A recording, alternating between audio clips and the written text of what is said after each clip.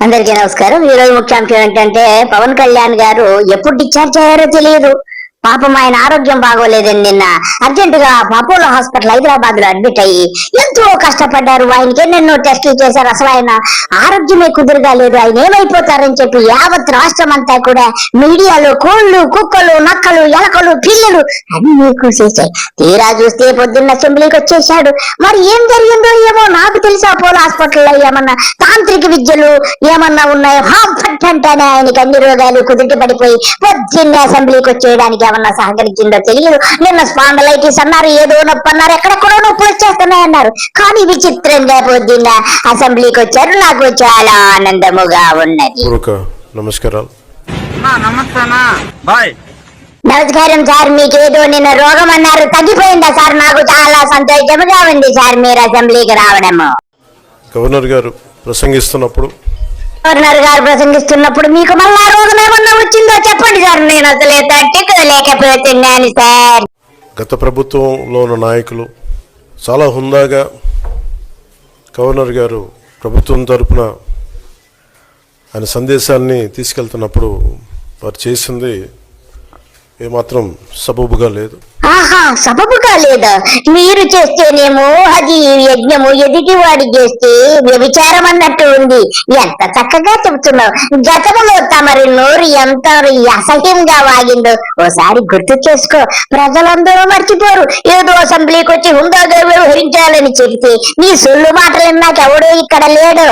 వీటిని దృష్టిలో పెట్టుకుని వైసీపీ కొంచెం హుందాగా వ్యవహరించాల్సిన అవసరం ఉంది. వైసీపీ నాయకులకు కూడా మీకు బాధ్యత ఉంది. మీరు చెప్తే బాగుంటుంది తప్ప ఇలా కూర్చోబెట్టి అరుపులు, కేకలు ఇది సమంజసంగా లేదు. అంటే అర్ధాంతరంగా ప్రతిదానికి అసెంబ్లీలోకి రాగానే గొడవ పెట్టుకోవాలి, దేన్నైనా విభేదించాలనేది ఇది ఒక చాలా లో లెవెల్ ఆలోచన విధానం.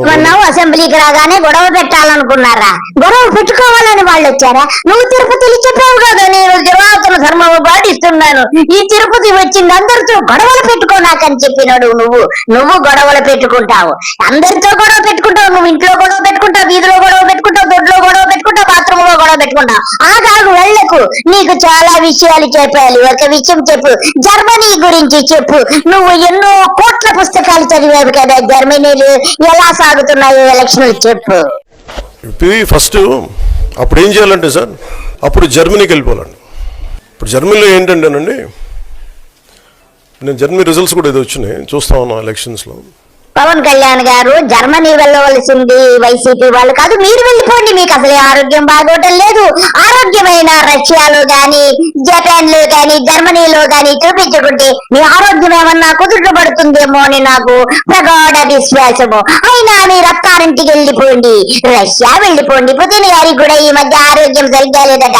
ఇద్దరు ఒక హాస్పిటల్లో చేరి మీ ఇద్దరి ఆరోగ్యాలు బాగు చేసి చక్కగా మీ ఆరోగ్యాన్ని బాగు చేసుకోండి. ఇక చెప్పిన సొల్లు చాలు, ఇక వెళ్ళి రండి. ఇకపోతే తమరు గతంలో ఏమి వాగారు ఒకసారి జగన్ గారి గురించి అన్ని విషయాలు ఇప్పుడు చూద్దాం. చూస్తా ఉన్నా, నిన్న వైఎస్ జగన్ కి రాళ్ళు ఇసిరారంటే ఎవరో, అదేంటి చిత్రమో పాపం. ఎప్పుడు ఎలక్షన్లు రాగానే ఆయనకి ఏదో ఒక గాయం జరుగుతుంది. అదే నేను అంటున్నాను పవన్ కళ్యాణ్ గారు, అదే విచిత్రమో. అసెంబ్లీ మీటింగ్లైనా, కేబినెట్ మీటింగ్లైనా కానీ తమరికి రోగం వచ్చేస్తుంది, వెంటనే హాస్పిటల్లో జాయిన్ అయిపోతూ ఉంటారు. సిఐఎస్ఎఫ్ ఉన్న వైజాగ్ ఎయిర్పోర్ట్ లో 2019కి కోడి కత్తితో గాయం చేశారంట పవన్ కళ్యాణ్ గారు. మీకు కూడా 2019, 2020, 2021, 2023, 2024, 2025 అనేక రోగాలు అనేక సార్లు వచ్చాయి. అదేమి విచిత్రమైన రోగమో మీకు. మనందరికి ఏంటంటే అధికారం ఉన్నోడు, డబ్బున్నోడు ఏమి చేసినా దానికి ఒక నైతిక భాష్యం ఇస్తాం. ఇప్పుడు కరెక్ట్ గా చెప్పారు, నైతిక బాధ్యత ఉంటుంది. మీకెంతవరకు నైతిక బాధ్యత ఉంది? ఎన్ని డ్రామాలు ఆడతారు? ఎన్నిసార్లు మీకు రోగం వస్తుంది? రోగం వస్తే ఒకసారి వస్తుంది, 2 సార్లు వస్తుంది, అన్ని సార్లు రోగాలు రావు కదా. ఎంత నాటకం ఆడితే మీకు ఏ రోగము లేదని ప్రజలందరికీ తెలుసు. మీ దొంగ నాటకాలన్నీ మాకు కూడా తెలుసు. 30,000 మంది ఆడపిల్లలు అదృశ్యమయ్యారని పాపం జగన్ గారు ఏం చేస్తారండి పాపం. అవును నిజమే. మీరు మాత్రం ఏం చేస్తారు కిరణ్ గారు? ఎవరు కనపడితే వాళ్ళని ఊహో చేసేసి, ఆహా చేసేసి లేపకపోతుంటే మీరు మాత్రం ఏం చేస్తారు పాపం? మీకు కళ్ళు పోయే చెవులు దుబాయ్ కదా. ఇది సగటు మధ్య తరగతి మనం చేసే తప్పు. ఇది మన హక్కులు మనం తెలుసుకోవట్లేదు. జగన్ కి గాయం అయితే రాష్ట్రానికి అయ్యా గాయం. సార్ మీరు చెప్పింది కరెక్ట్ సార్. జగన్ కి గాయం అయితే రాష్ట్రానికి ఎందుకు గాయం అవుతుంది? అయినా మీకు రోగం వస్తే రాష్ట్రానికి ఎందుకు రోగం వస్తుంది? అయినా మీకు రోగము కామన్ కదా. అంటే మీ మీద ఎంత గులకరాయి పడితేనే గాయం అయిపోయినట్టు. ఏమో ఎవడు చేశాడో. నా సంతాపం కదా నాకు. ఏమో సార్, మీకు రోగం వచ్చిందో లేదో మాకు తెలియదు కదా సార్. మీరు నాటకం ఆడుతున్నారేమో, మాకేం తెలుసు సార్. అయినా గానీ మేము సంతాపం ప్రకటిస్తున్నాం సార్. సారీ సార్, సంతాపం అంటారు ఏమంటారు నాకు తెలియదు సార్, అది ప్రకటిస్తున్నాం సార్. బాధ కలుగుతుంది. నన్ను అడిగారు ఈ రోజున స్టేట్మెంట్ ఇమ్మని చెప్పారు మా పార్టీ వక్తలందరూ. సార్ జగన్ గారికి ఇలా దెబ్బ తగిలింది అంటే నన్ను ఏం చేయమంటారన్న. ఆయనకి కొంచెం మీరు త్వరగా కోలుకోవాలని ఇవ్వంటే ఏమో అది నిజమో అబద్ధమో నాకేం తెలుసు సార్. మీరు చెప్పింది నిజమే సార్. ఈ రోజు వైసీపీ కార్యకర్తలు కూడా నిన్న జగన్ గారిని అడిగారు సార్. పాపం పవన్ కళ్యాణ్ గారికి రోగం వచ్చింది, హాస్పిటల్లో తొంగున్నారని చెప్పారు సార్.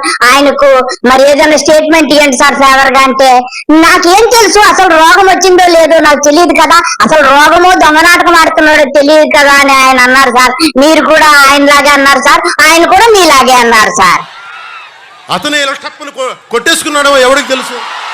నేనేం పాపం చేశాను నాకే పవన్ కళ్యాణ్ సార్ మీరు అన్నట్టుగానే ఆయనే కొట్టేసుకున్నారేమో ఏం తెలుసు అన్నారు కదా సార్. అలాగే జగన్ గారు కూడా అన్నారు సార్, మీకు అసలు రోగమే రాలేదని, తాగేస్తుంటే మీకు ఆ నిషాలో ఉన్నారని చెప్పి మీకు రోగమే లేదని కూడా ఆయన కూడా మీలాగే అన్నారు సార్. దండలు ఉన్నాయంట, ఆ దండల్లో వాళ్ళే రాయిపెట్టి కొట్టుకున్నాడేమో లేదు నిజంగా అని. ఒకసారి నాన్న పులి కథలాగా ఒకసారి చెప్తే బాగుంటది. ప్రతిసారి ఎలక్షన్ రాగానే జరిగితే నిజంగా పులి వచ్చిన నాన్న పులి కథలాగా అది అబద్ధం అనుకుంటాం. పవన్ సార్ ఇప్పుడు కరెక్ట్ గా చెప్పారు సార్. నాన్న పులి వచ్చే కథలాగే మీకు రోజు రోగం వచ్చేస్తుంది అంటే ఒక రోజు నమ్ముతారు, 2 రోజులు నమ్ముతారు, రోజు రోగం వచ్చేస్తే నాన్న పులి వచ్చే కథలు నాన్న ఎలా నమ్మడా అలాగే కూడా ప్రజలు కూడా నమ్మరు. మీకు మాత్రం రోగం వచ్చేస్తుందంటే ఎవరు నమ్ముతారు సార్? ఈ సెంటిమెంట్ డ్రామాలు దయచేసి ఆపండి. ఈ నాటకాలు భరించలేకపోతున్నాం. అబ్బబ్బబ్బబ్బా ఎంత చక్కగా చెప్పారు సార్. మేము కూడా అదే చెప్తున్నాం సార్. ఈ డ్రామాలు ఆపండి సార్, ఈ దొంగ జ్వరాల గురించి ఆపండి, స్పాండిలైటిస్ గురించి ఆపండి. ఈ దొంగ డ్రామాలు ఇంకా మేము భరించలేము సార్. దయచేసి ప్లీజ్ ఆపేయండి సార్. కాదు నేను ముఖ్యమంత్రి కొడుకుని కాదు కదా, ముఖ్యమంత్రిని కాదు కదా, మన కథలు ఎవరికి తెలియదు సార్. మీ కథలన్నీ నాకు తెలుసు సార్. అనవసరంగా చంద్రబాబు గారి పుత్రరత్నము లోకేష్ గారి గురించి ఎందుకు సార్? ఇప్పుడు మీ గురించి మాకు అన్ని విషయాలు బాగా తెలుసు సార్. జగన్ గారికి ఇంత రాగానే అయ్యయ్యో ఎంత బాగా జరిగిపోయింది, అయ్యయ్యో పాపం. పవన్ కళ్యాణ్ గారు మీరన్నట్టు అయ్యయ్యో మీకెంత జ్వరం వచ్చేస్తుంది, ఎప్పుడంటే అప్పుడు వచ్చేస్తుంది, తెల్లారుదామని వచ్చేస్తుంది, 2 రోజులకోసారి వచ్చేస్తుంది, 3 రోజులకోసారి వచ్చేస్తుంది, పుణ్యక్షేత్రాలకు వెళ్తే వచ్చేస్తుంది, నీళ్ళల్లో మునిగితే వచ్చేస్తుంది, గంజి వేసుకుంటే వచ్చేస్తుంది, తలపాగా చుట్టేస్తే వచ్చేస్తుంది, నిలువు బొట్టు పెట్టేస్తే వచ్చేస్తుంది, గుడ్డలిప్పుకు తిరుగుతుంటే వచ్చేస్తుంది. మీకు ఎంత జ్వరం వచ్చేస్తుంది సార్? ఎప్పుడు జ్వరమే కాదు సార్. మీకు జ్వరం లేనిది ఎప్పుడు సార్? సినిమా షూటింగ్ లో జ్వరం వచ్చేస్తుంది, డబ్బింగ్ చెప్పేటప్పుడు జ్వరం వచ్చేస్తుంది, లెట్రిన్కి వెళ్ళినప్పుడు జ్వరం వచ్చేస్తుంది, అన్నం తినేటప్పుడు జ్వరం వచ్చేస్తుంది, క్యాబినెట్ మీటింగ్ ఉంటే మాత్రం ముందే జ్వరం వచ్చేస్తుంది, ఇంకా సరే విజయవాడ వరదలు వస్తే జ్వరం వచ్చేస్తుంది. మీకు ఎప్పుడు జ్వరమే కదా సార్. ఈ జ్వరం ఎప్పుడు తగ్గుతాడు అని చెప్పి మేము రేవంత్ని రోజు ప్రార్థిస్తున్నాం సార్. ఈ జ్వరం ఎప్పటికి తగ్గుతుందో కొంచెం చెప్పండి సార్ మాకు. మీ వాడే చేశాడేమో. 2019లో మీ కూర్చోబెట్టి కోడి కత్తి కోసం జగన్ గారు సీఎం అవ్వాలని డ్రామా ఆడటానికి నేనే పొడిచానని ఆ అబ్బాయి చెప్పాడు. మేము అదే అంటున్నాం సార్. మీకు జ్వరం రావాలని ఏదైనా వైరస్ ఇంజక్షన్లు ఎక్కించుకొని అదే పనిగా మీరు ఇంజెక్ట్ చేసుకొని జ్వరం తెప్పించుకుంటున్నారేమో. మాకేమో తెలుసు సార్. మీకు 1 రోజా 2 రోజుల నిత్యము జ్వర బాధితులై ఎంత బాధపడుతుంటే మా హృదయం ద్రవించిపోతుంది సార్. మీకు ఎప్పుడు జ్వరం తగ్గుతుందో అని చెప్పి నాకు కన్నీళ్లు వచ్చేస్తున్నాయి సార్. వీళ్ళ కథలు మనం ఎలా నమ్ముతాం? పవన్ కళ్యాణ్ గారు మీ కథలు కూడా మేము ఎన్ని రోజులు నమ్ముతాం సార్? ఇక్కడ నమ్మలేం సార్. మీ డ్రామాలు ఇంకా ఆపేయండి సార్. ఇంత దారుణంగా ఉంటే మనందరం కూర్చొని చేతులు పుడుచు కూర్చున్నాం. మనకి పౌరుషం చచ్చిపోయింది, మనందరికి చచ్చిపోయింది. ఎందుకు నేను వ్యతిరేక ఓటు చీలొద్దు ఎందుకంటానంటే, వ్యతిరేక ఓటు ఎందుకు చీలొద్దంటారా నేను చెప్పనా? చక్కగా సీఎం పదవి పొందడానికి, చక్కగా అనుభవించడానికి బాగా రెచ్చిపోయావు, ఓట్లు దండుకున్నావు. ఇదండి విషయం. అందరికీ నమస్కారము. బాయ్.